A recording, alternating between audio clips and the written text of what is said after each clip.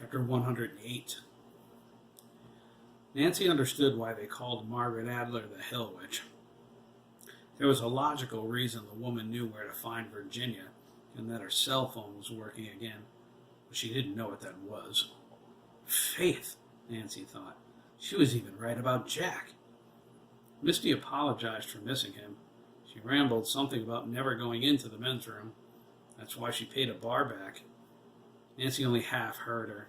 She watched as what seemed the entire Little League passed through the emergency room doors. Their parents and Garth and Amanda McKee followed them. I found her, Nancy said to Amanda, covering her phone. Amanda mouthed, "Thank you," but no sound came out. Nancy watched the boys in the baseball uniforms fill the seats by the window. The small red-headed lad was sobbing. His brother died recently. The younger son of the mechanic over at Gibbons' garage was holding him in his lap.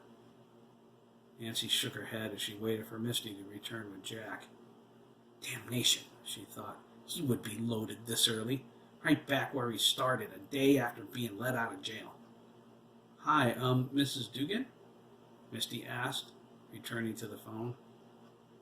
Jack refuses to get up. Did you tell him his mother's on the phone? Nancy snapped. Her voice brought every eye in the waiting room to her. Well, no, Misty began. You listen to me, you silly sow, Nancy exploded.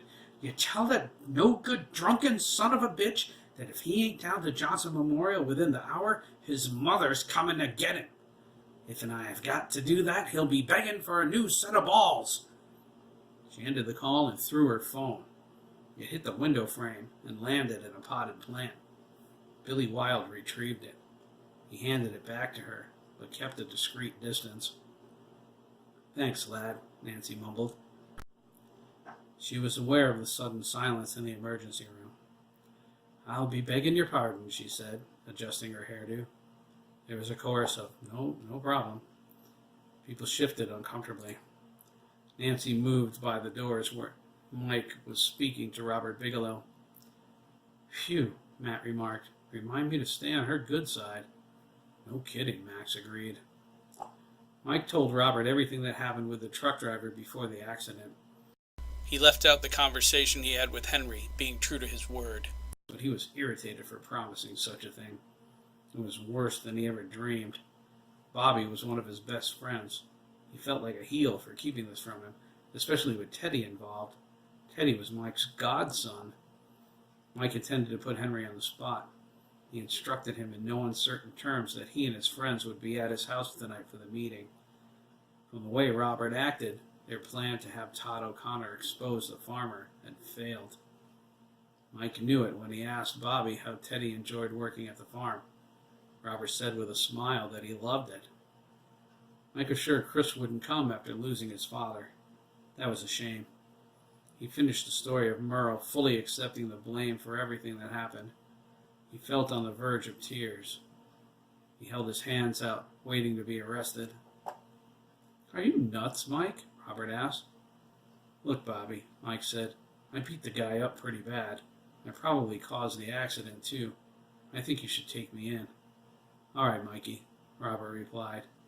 Nancy gasped. I'll take you in just as soon as Merle Wrightwood walks his dead ass up from the morgue and files a complaint. That's not funny, Bobby. Robert put his hands on his shoulders. Mikey, the guy was drunk as a skunk. His brains were leaking whiskey all over your parking lot, for Christ's sake. He assaulted your teenage nephew, killed Thomas McKee, and injured Jeremy DWI. Will you relax? No one's pointing a finger of blame at you. In fact, you're lucky to be alive. There was a sawed-off shotgun in his cab. We found it under the mattress. Now, how are the boys?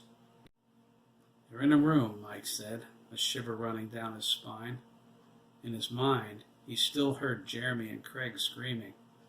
They finally managed to separate their hands, Mike thought. Jesus, it's all so strange. Sandra reappeared from the ladies' room and embraced Nancy. Mike pulled Robert to the side and insisted he come to his house tonight. He didn't say why. He only said it was a matter of life and death. For Hiram Milliken,